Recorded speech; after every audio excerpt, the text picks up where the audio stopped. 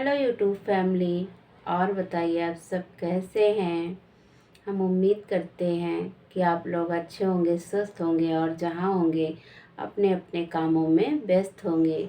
तो आइए आप लोग को एक चुटकुला उठान सोहर सुनाते हैं सास बहू के झगड़े का, कि सास अपने बहू से क्या कहती है और बहू कैसे करती है।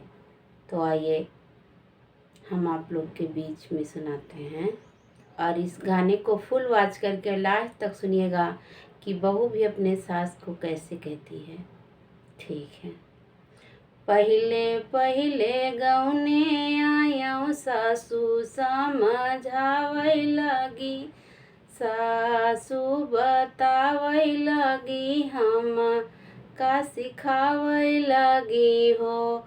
बौहर समझ बूझ रोटिया पोयो, खवैया हमरे ढेर बाटे हो।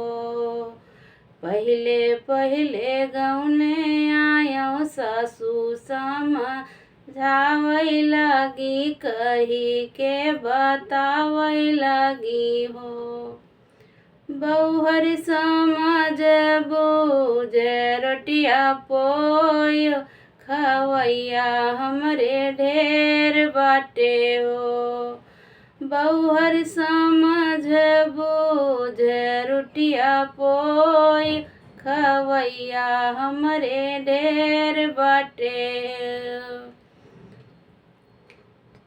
पौआ भर ले चाउर दीही, पौआ भर ले चाउर दीही, सुतुई भर के दाल दीही। इमली के पातब आटा देहली, बबूरे के पातब नौन देहली हो।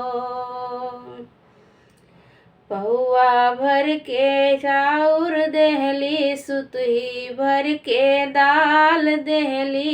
इमली के पातब आटा देहली, बबूरे के पातब नान देहली हो। बौहर समझ बूझ रोटिया पोयो, खवैया हमरे ढेर बाटे हो। बौहर समझ बूझ रोटिया पोयो, खवैया हमरे ढेर बाटे हो। सुअलाठे मनसिया धो बाटे, सुअलाठी मेहरारू बाटी। लड़ी कयो बच्चा बाटी, घरे महरवाहा बाटै कुकु रौ बेलार बाटै। ननदी कई कलियवा बाटै हो। बौहर समझ बूझ के बनायो, तो सब जेवाय देहु ना। हे बौहर समझ बूझ के बनायो, तो सब जेवाय देहु ना। पहिले पहिले गौने आयो पिया, समझावे लगे सासू समझावे लगी, हम का सिखावे लगी हो। बौहर समझ बूझ रोटिया पोयो, खवैया हमरे ढेर बाटे हो।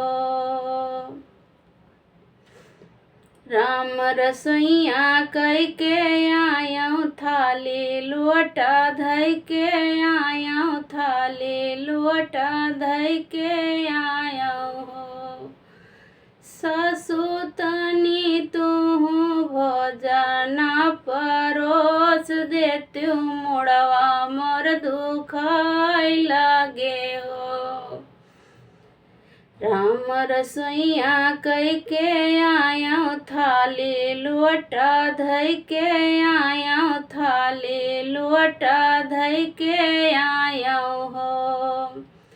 सासु तनी तुहू भोजन परोस देती मुड़वा मोर दुखाय लागे हो। यतनी बचन जब सासु सुनी लोटा थारी पटकई लागी, लोटा थाली पटकई लागी हो। हे बहिनी ऐसर नागर नाचनी पतोहिया पहुँचतई जवाब कैली हो। हे बहिनी ऐसर नागर नाचनी पतोहिया तो पहुँचे जवाब किस हो। यतनी बचन जब सासु सुनी लोटा थाड़ी पटकई लागी, बहिरे भीतर करई लागी हो। हे बहिनी ऐसर नागर नाचनी पतोहिया पहुँचतई के जवाब किस हो।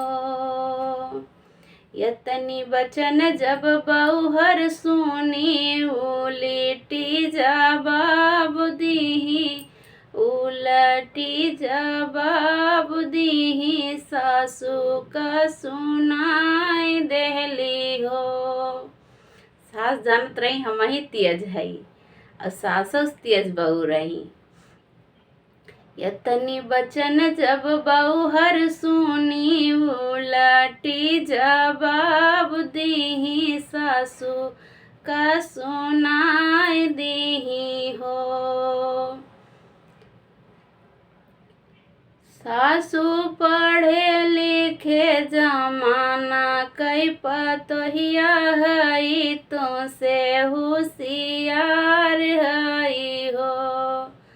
सासु पढ़े लिखे